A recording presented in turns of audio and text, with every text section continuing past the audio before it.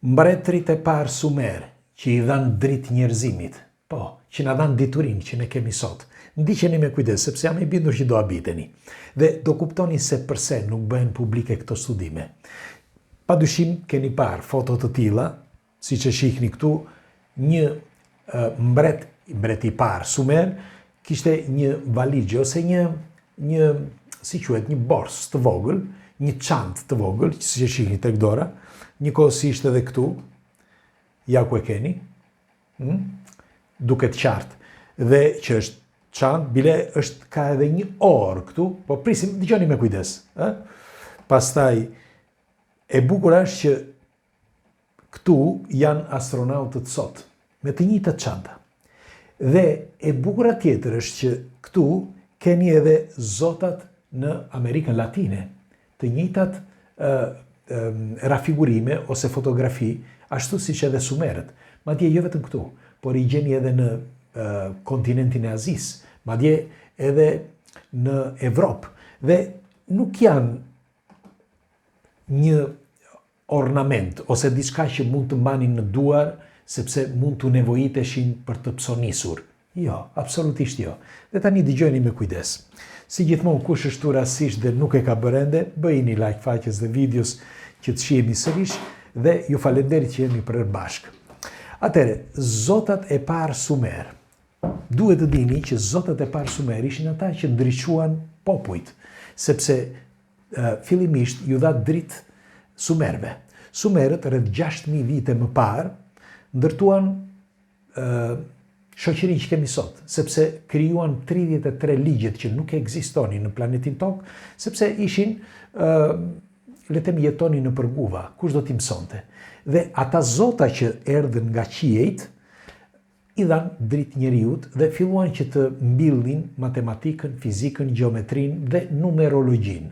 Dhe nga momenti që filluan me numerologjinë, dhanë edhe mësimet e para që njerëzit duhet që të kultivonin dijen.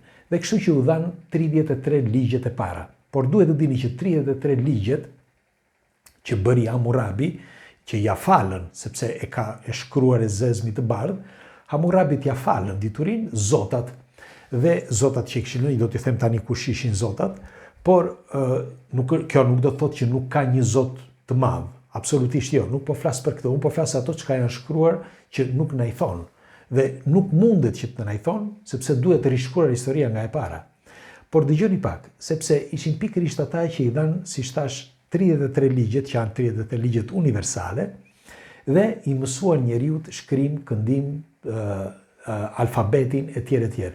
Dhe matematikën, që ishte baza e çdo gjëje në këtë plan ekzistencial që jemi ne, por edhe në univers, sepse pa matematikën ne nuk mund të lëvizim, nuk mund të bëjmë dot asgjë. Matematika është thelbi i çdo gjëje, sepse çdo gjë lëviz në bazë të matematikës, çdo gjë. Duke filluar që nga grimca me vogël edhe vetë ADN-ja e njeriut dhe vetë jeta jonë është e varur direkt nga numrat. Dhe po thoshja, ishin 3 këta, sepse nuk i mbaj mend të si emra, ishte Alilum, ishte mbreti i parë. Alilum, mbreti i parë, kujdes, janë ata që na dhanë dijen, na dhanë mësimet, na dhanë diturin dhe na dhanë matematikën që përdorim sot. Pra ishin këta zotat sumer. Dhe ky Alilum jetoi, e ka të shkruar, 28.800 vjetë, e shkruar. Thash, nga këta ne morëm diturin. Kurse mbreti tjetër, Alailar, diçka e tillë, jetoi 36.000 vjetë. E dëgjuat mirë, dhe mbreti tjetër, se këta ishin mbretërat e parë, po flasim, Enmaliana jetoi 43.200 vjetë.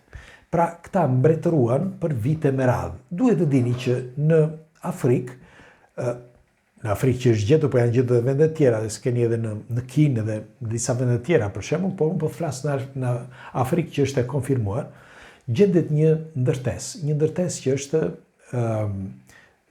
ndërtesa më e vjetër e planetit Tokë, e gjeni, këto informacione i gjeni, dhe është datuar 200.000 vjetë. Ndërtesa më e vjetër konfirmuar nga shkenca, nga arkeologjia, është 200.000 vjetë dhe gjendet në një periferi të Afrikës që është pak vështirë që të shkohet, por mendohet që të ketë qenë një tempull dhe duhet të dini që 200.000 vjetë, për sa na është mësuar, ekzistonte Neandertali 200 vjetë më parë, 200.000 vjetë më falë, 200.000 vjetë më parë. Tani, si është e mundur, kush i ndërtoi këtë tempullin, kush e ndërtoi? Shiko, historia është shkruar ashtu siç është dashur, por problemi kryesor është që pse nuk e modifikojnë. Ky është problemi kryesor. Vazhdohet ende sot që të na mësohet historia e gabuar.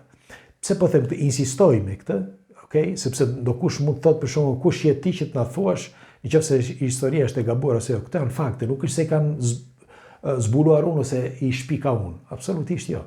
Janë fakte. Dhe në bazë të këtyre fakteve duhet të ndryshojmë mendimin, sepse është pikërisht mendimi alternativ që ndryshon gjërat. Nëse e keni kuptuar, ne e kemi filluar këtë udhëtimin ton me një fjalë të vetme, ku unë shkruaja që në librin që fillova, librin e parë, unë jam kapiteni juaj dhe ania tokë sa po ka filluar lundrimi në det hapur. Të gjitha pajisit që janë brenda, shumë prej tyre do të hidhen në det, bile një pjesë e ekuipazhit do të zhduket e tjerë e tjerë. Pse e thosha këtë?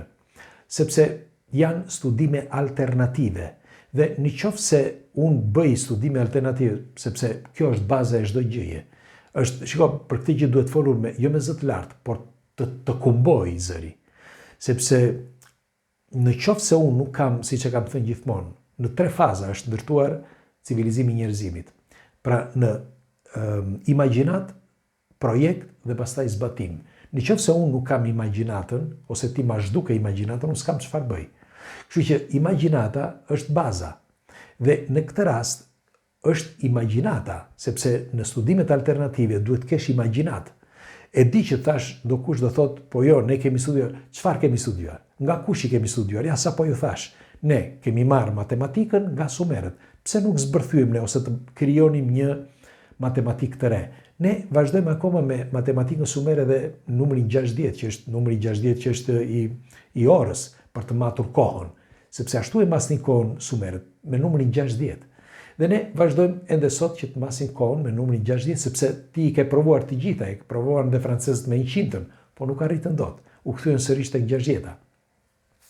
Pra, në bazë të këtyre studimeve dhe matematika, përveç matematikës, por edhe shkencat eksakte, mjekësia e çdo gjë, u krijuan nga sumerët. Mirë, po sumerët e kanë të shkruar, ashtu siç thoshte edhe Zakaria Sitchin, e kanë shkruar që i falën zotat, ose ëngjëjt, ose thuani si të doni. Dhe historia nuk është për tjetër, veç se është përsëritur histori të një vendi tjetër apo të një vendi tjetër në vende të tjera, sepse kanë qenë pushtuesit ata që kanë vjedhur historinë, duke i përcjellë këto në diku tjetër. Dhe kjo ka bërë një mishmash, një tmerr të historisë që nuk e keni iden. Përveç se pastaj gënjejnë sepse do t'ja u them se përse. Thjesht për të dominuar, sepse ti sa më shumë di dhe aq më keq është për ta. Sa më pak di dhe aq më mirë është për ta. Kështu që ai të vërtit gjithmonë tek ajo pjesë që mendon ai, sikur ti je në një dhomës. Dhe aty ti sillesh, nuk zgjidh asgjë. Pra kjo është e vërteta që pse nuk thuhen këto që janë zbuluar, për shembull në këtë rast, ata që na falën diturin, na falën matematikën, ti thuaj që gabojnë, më fal tani.